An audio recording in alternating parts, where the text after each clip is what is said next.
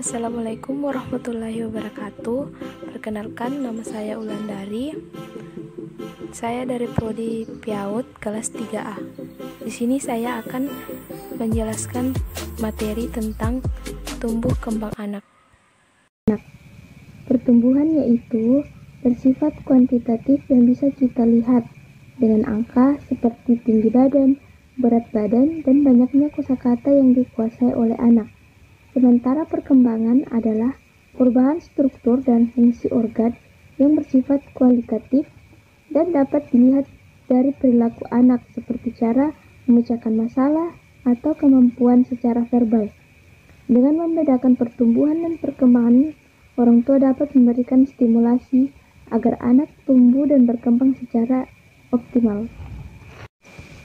Karena pertumbuhan dapat diukur melalui dengan besaran, maka stimulasi anak dengan memberikan gizi yang cukup dan seimbang agar tinggi dan berat badan anak sesuai dengan usianya.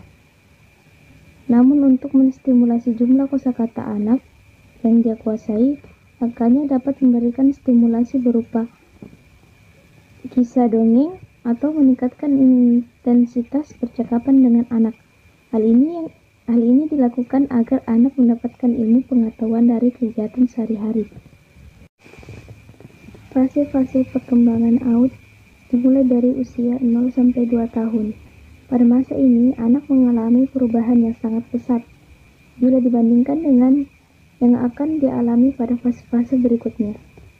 Pada usia 2 sampai 3 tahun, pada fase ini anak sudah mulai memiliki kemampuan untuk berjalan dan berlari dan lain-lain sebagainya. Di usia ini anak-anak mulai aktif.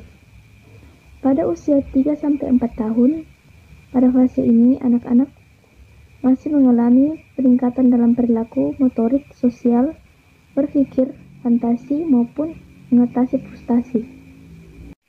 Pada usia 4 sampai 6 tahun, pada fase ini anak mempunyai sifat berpetualangan yang kuat.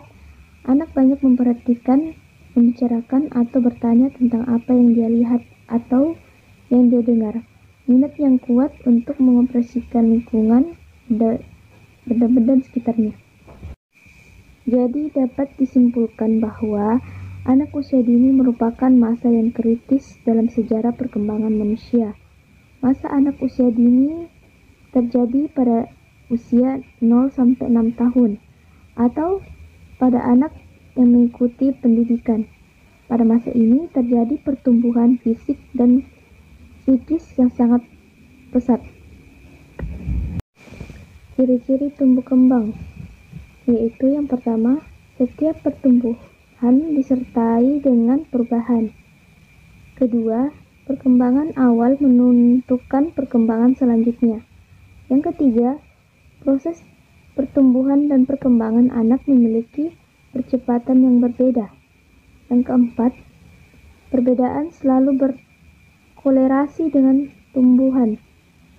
Yang kelima, perkembangan mempunyai pola yang tetap. Yang keenam, tahap perkembangan selalu berurutan.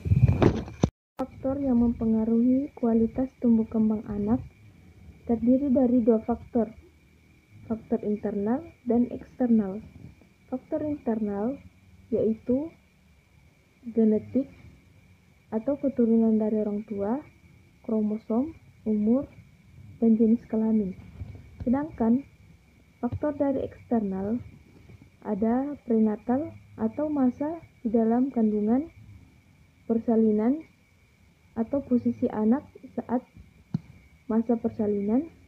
Yang ketiga, postnatal adalah masa anak setelah dilahirkan.